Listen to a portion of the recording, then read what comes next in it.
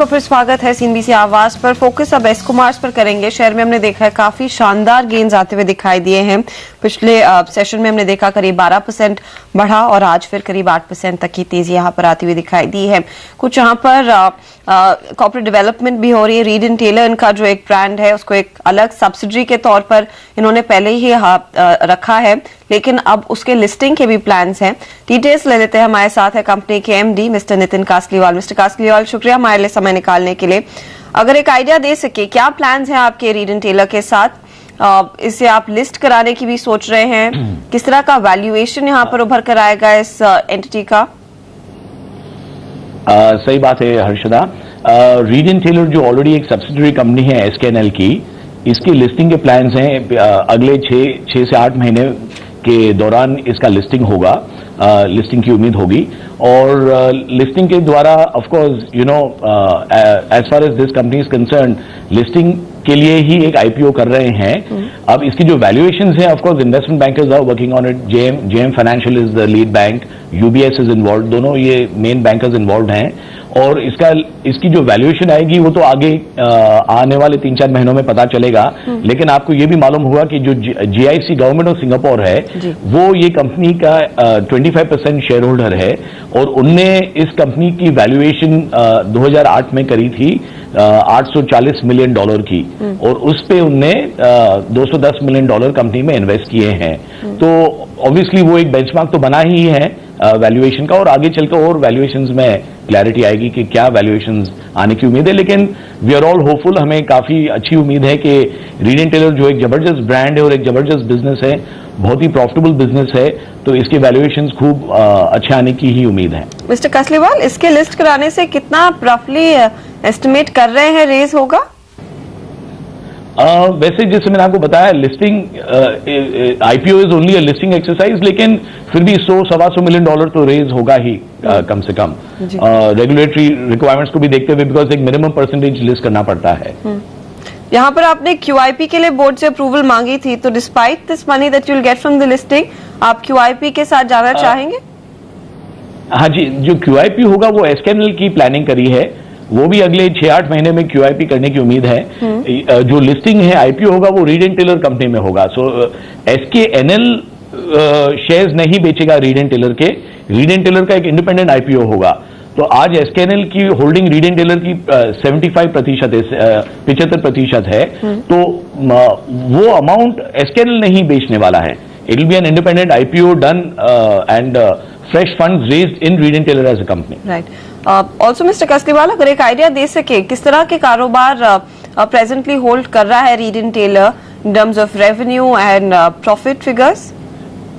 हाँ जी, current year में रीड एंड टेलर के revenues in the region of 1000 crore हैं, फैब्रिक एंड अपैरल मिलके, और एबिटा मार्जिन करीबन 37% हैं, 37%। जी, और आप कहेंगे ये मेंटेन हो पाएंगे easily in the current environment? बिल्कुल, करंट एनवायरनमेंट तो बढ़िया एनवायरनमेंट चल रहा है अभी। इनफैक्ट जो गुजरावा पीरियड है वो थोड़ा तकलीफदायक था ओवर द लास्ट 1.5 years। अब तो खैर मार्केट्स अच्छे चल रहे हैं, रिटेल में भी बिक्री अच्छी चल रही है, और Reid and Taylor as a brand का बहुत स्ट्रॉन्ग एस्टैब्लिशमेंट हुआ है इंडियन मार्केट्स में, फैब्रिक एंड अपैरल दोनों में। और रीड एंड टेलर जो कंपनी है इसमें 2 और ब्रांड भी हैं, एक तो स्टीफन्स ब्रदर्स ब्रांड है, उसका भी एक बहुत अच्छा सेटिंग हो रहा है, और एक और ब्रांड हम लोग लॉन्च करने जा रहे हैं क्रूगर करके। तो उम्मीद है कि आने वाले सालों में भी इसकी मार्जिन्स मेंटेन रहेंगी, और यही उम्मीद करते हैं कि अच्छी वर्किंग है और अच्छी वर्किंग रहेगी। ये बात हुई रीड एंड टेलर की। मिस्टर कासलीवाल, यहाँ पर आपने पहले भी कहा था, like you did with Reid and Taylor, Belmont को भी एक सेपरेट सब्सिडरी के तौर पर अलग रखा जाएगा। वहां पर भी क्या इसी तरह के प्लान्स होंगे गोइंग फॉरवर्ड? क्या वो भी एक पॉसिबिलिटी है कि बेलमोंट भी आगे जाकर लिस्ट हो? बिल्कुल, बेलमोंट को भी हम सब्सिडाइज कर रहे हैं, और अभी उसमें फिलहाल एक प्राइवेट इक्विटी प्लेयर आने की उम्मीद है कंपनी में, बेलमोंट में एज अ सब्सिडरी। ऑलरेडी 3-4 लोगों से बात चल रही है एट एन एडवांस स्टेज, और आगे चल के ऑफकोर्स लिस्टिंग तो होगा ही। वंस प्राइवेट इक्विटी प्लेयर आता है तो अपने आप आगे चल के 2-3 सालों में लिस्टिंग की तो उम्मीद है ही बिल्कुल। और बेलमोंट का भी बिजनेस बहुत बढ़िया सेट हो गया है और हो रहा है, और like I was mentioning, it deserves to have its own position now in the market as a company and as a brand. Going forward, sir, क्या कुछ और आप ब्रांड्स को acquire करने की कोशिश में भी होंगे? Is that going to be a line of thought? फिलहाल हर्षदा एक्विजिशंस तो अगले 6 महीने में हम लोग अभी कोई प्लान नहीं कर रहे हैं। अभी ऑलरेडी जो कारोबार एसकेएनएल ग्रुप में है वो काफी काफी बड़ा कारोबार है और उसको ही हम बहुत अच्छी तरह से कंसोलिडेट कर रहे हैं। एक नया ब्रांड एसकेएनएल में लॉन्च कर रहे हैं जिसका नाम वर्ल्ड प्लेयर है, which is a mass brand. वो ऑलरेडी सॉफ्ट लॉन्च हो रहा है साउथ में और आगे चल के ऑल इंडिया लॉन्च होगा बाय ऑटम विंटर 10, यानी ये साल के 3rd क्वार्टर में पैन इंडिया लॉन्च होगा। वो एसकेएनएल में हो रहा है, तो ऑलरेडी काफी कारोबार चल रहा है और एक्विजिशंस का भी 6-8 महीने के लिए कोई there is no plan. The current thought process is to get the current business consolidated and growing, because जो करंट बिजनेस है वो खुद ही on its own base just now will grow at about 35%। जो फॉरेन कंपनीज ऑलरेडी हाथ में हैं और जो अपने इंडियन बिजनेसेस हैं, ये दोनों मिलकर करीबन 35% का ग्रोथ होगा from this year to the next year. जी, शुक्रिया मिस्टर कसलीवाल हमारे लिए समय निकालने के लिए, and all the very best. Thank you Harshada. Nitin Kasliwal details देते हुए यहाँ पर पहले तो जैसे वो कह रहे थे, रीड एंड टेलर को अगले 3 से 4 महीनों या 6 से 8 महीनों में लिस्ट कराया जाएगा। वो रेगुलेटरी अप्रूवल्स का इंतजार है। वैल्यूएशन के तौर पर जीआईसी जो सिंगापुर का बेस्ड आर्म है, वहां पर इन्होंने 25% हिस्सा बेचा था और रफ वैल्यूएशन तब उभर कर आई थी करीब $840 मिलियन की।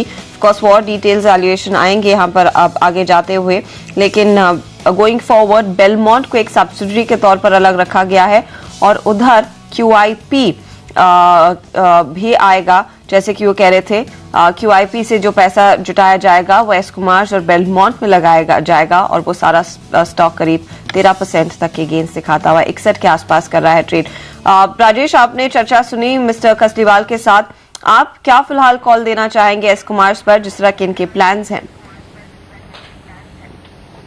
देखिए अर्शिता, जैसा कि मैंने पहले भी कहा प्रोग्राम के शुरुआत में कि हमारी पिक्स ब्रांड हाउस रहेगी जो कि इसी ग्रुप की कंपनी है।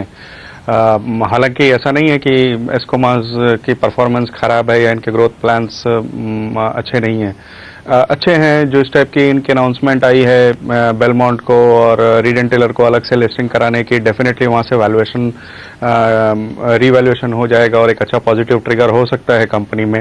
लेकिन फिर भी आगे जाते हुए इस वक्त मुझे लगता है कि ब्रांड हाउस ज़्यादा बेटर परफॉर्म कर पाएगा।